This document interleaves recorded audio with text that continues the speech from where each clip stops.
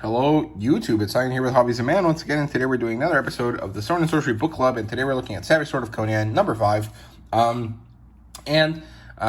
should have done this on Thursday after I got the book, but I've just had a rough couple weeks, and I just wasn't really feeling up to it, so I decided to wait to give you guys a video that, I was actually interested in making instead of the one that I felt like I had to do, right? So here you have the Savage Sword of Conan, number 5, with this awesome Joe Jusko cover. Now, broadly speaking, I will never say no to Joe Jusko, which is why I got this cover. However, I think that the Alex Horley cover, which is cover B, if I remember correctly, is actually a better cover for this issue than this one by Joe Jusko, for two reasons. One, Alex Hurley's cover actually shows King Conan. I guess this is supposed to be King Conan because he has the Aquilonian heraldry or something there, but he doesn't have his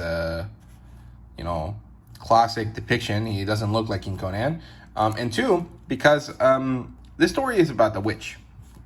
The story that is the main draw of this issue is about a witch, and I don't see any witches on this cover, right? The other one clearly shows a witch. And I think that is a better representation of this issue. Now, does it really matter? No, not really. But I'm of the personal opinion that comic books should only have one cover. Variant covers should not exist.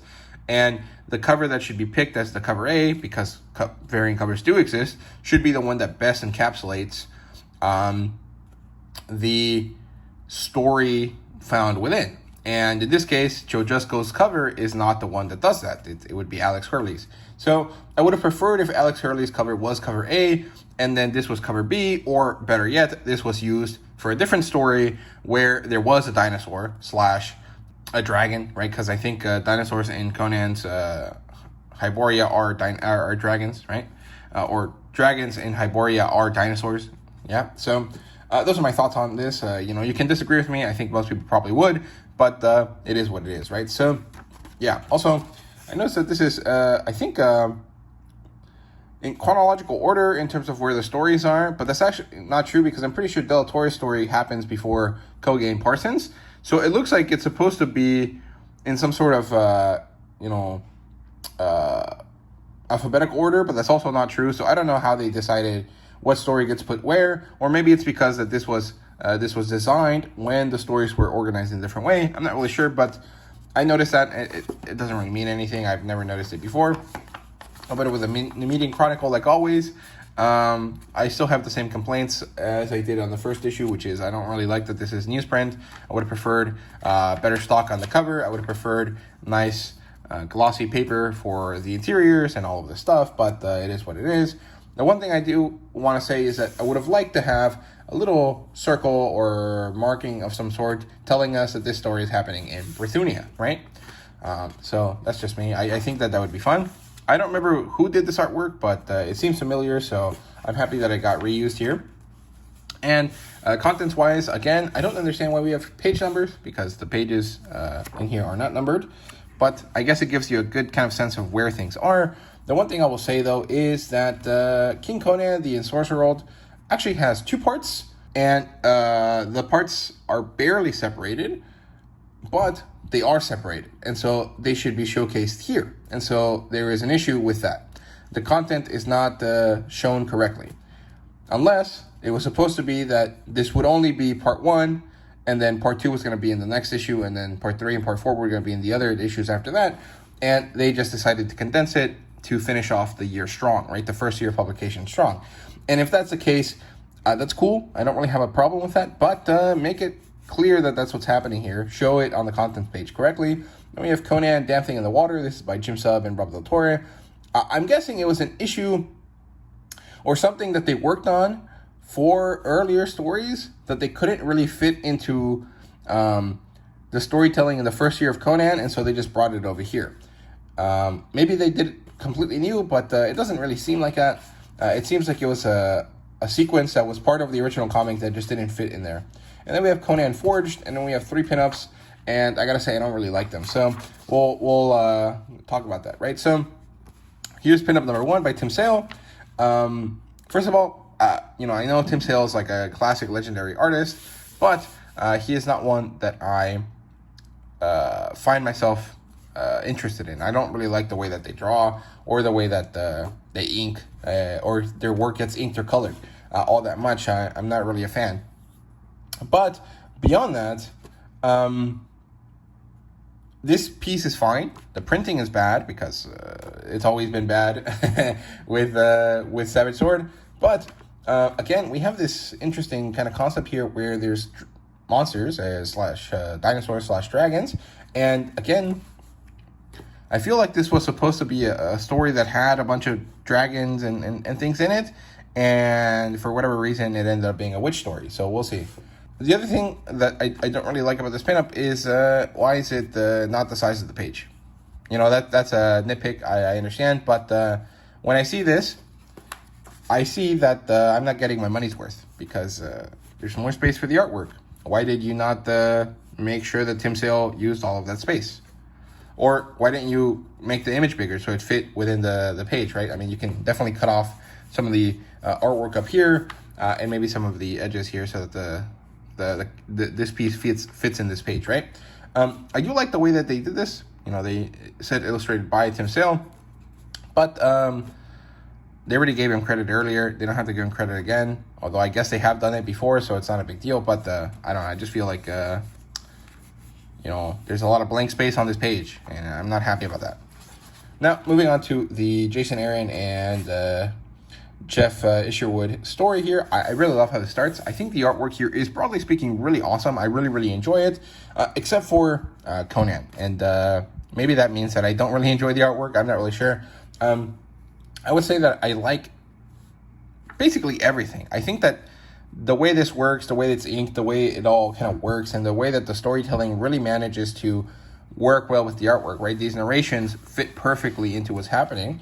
It all works really nicely, except for the way Conan's face looks, and I'll talk about that when we see a clear image of that. But I love the designs on these characters. They look so weird and grotesque, but also really enjoyable to look at, and they have crazy hairstyles. I really enjoy this. I love her magic power showing off as this like crazy glowing hand, and I enjoy everything. But if you look at this picture of Conan, this is not what I imagined Conan to look like, and you know that's totally fine. I don't really mind not saying what I imagine, but the way that this character looks and the way that his beard is organized and his hat and everything, it almost looks more like a Slavic, like medieval person than he looks like Conan, and it's kind of odd. It almost reminds me of like Igor Kokorov from Harry Potter. From what movie was it? I think it was the fourth one. You know, the Death Eater guy that's like the principal of the other school, which is like in Bulgaria. That's what he looks like, and I'm not a fan of that. Otherwise, everything is good. I love how detailed this is, but I don't like that it makes it clear that this is significantly less detailed. Like there's a lot of less effort put into these two bits of the artwork compared to everything else. That's a bit disappointing, but I do really like how this looks, even if I'm not a fan of this look for Conan, right? So I think Isherwood's artwork is awesome, and this story is pretty good. Conan and the Brythunian king are going down into a cave to find a witch. They're hunting her. They find her. They get attacked by polar bears, and they're polar bears because their faces are skinnier than grizzly bears. Although technically there would be no polar bears in this area of the world, I don't think.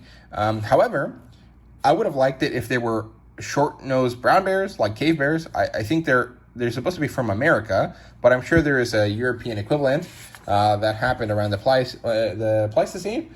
And so I would have liked to see that instead of, you know, modern polar bears, but it doesn't really make too much of a difference. Either way, I like Conan fighting animals, and fighting polar bears is really awesome because I've never seen it before.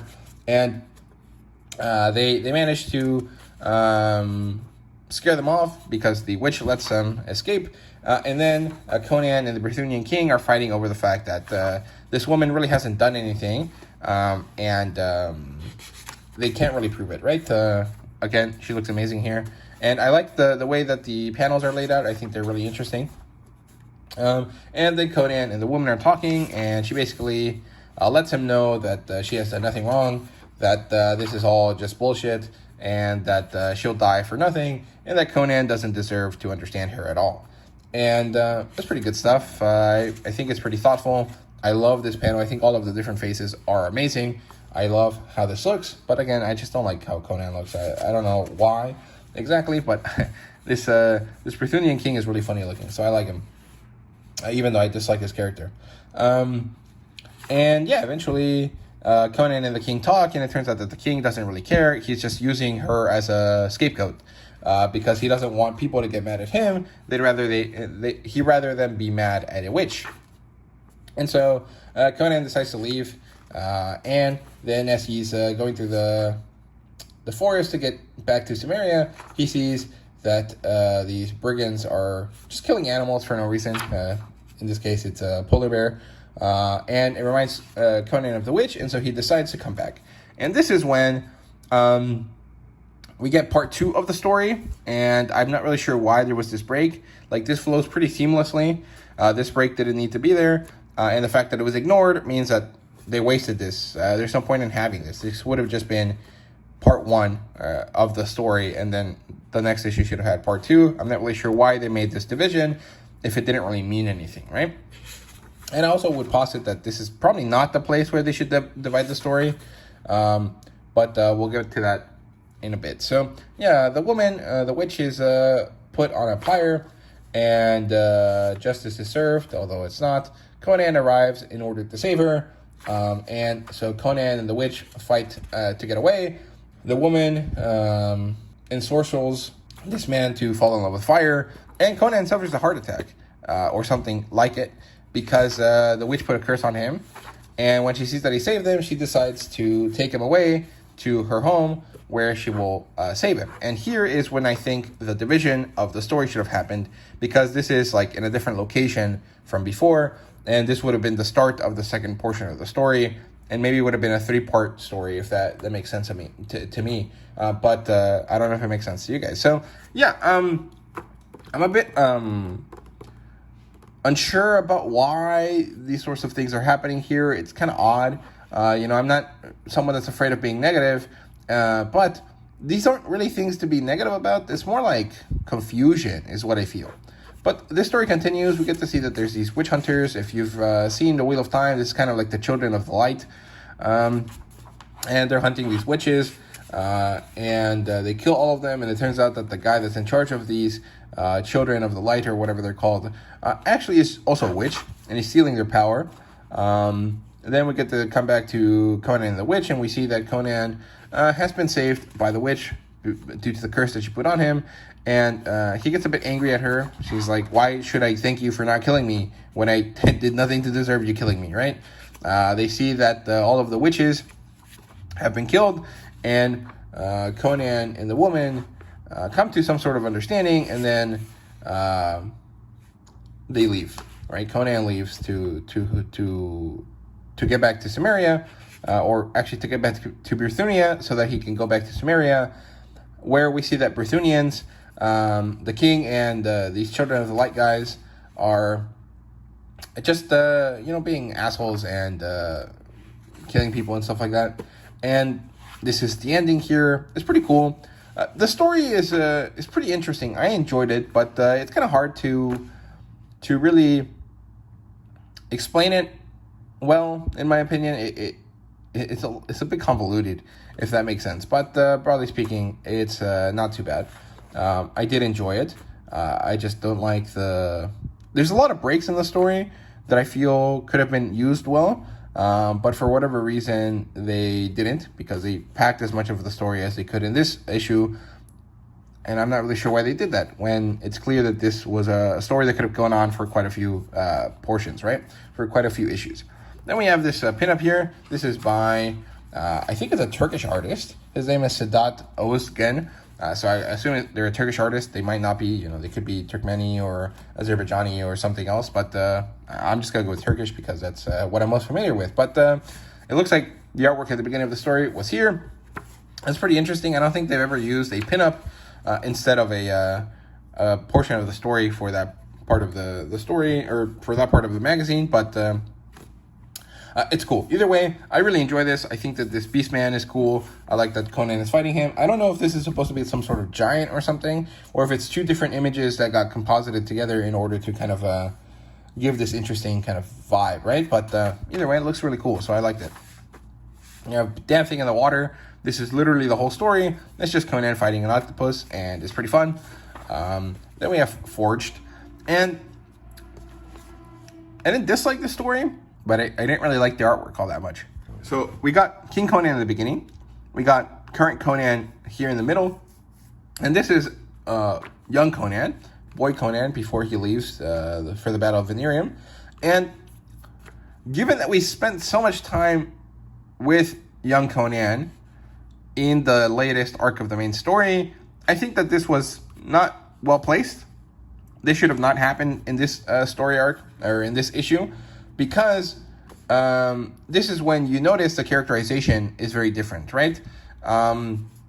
Across different creators, and it's not great to remind people of that, right? So it is what it is, but this story is fine.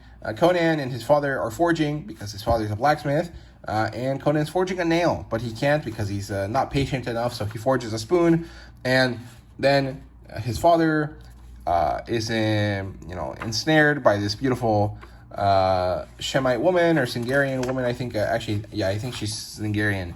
And Conan believes that his father is being unfaithful to his mother, and then we see that Conan forges a nail, sees that his village is actually being attacked by the Zingarans, and uses this nail that he forged to kill them all.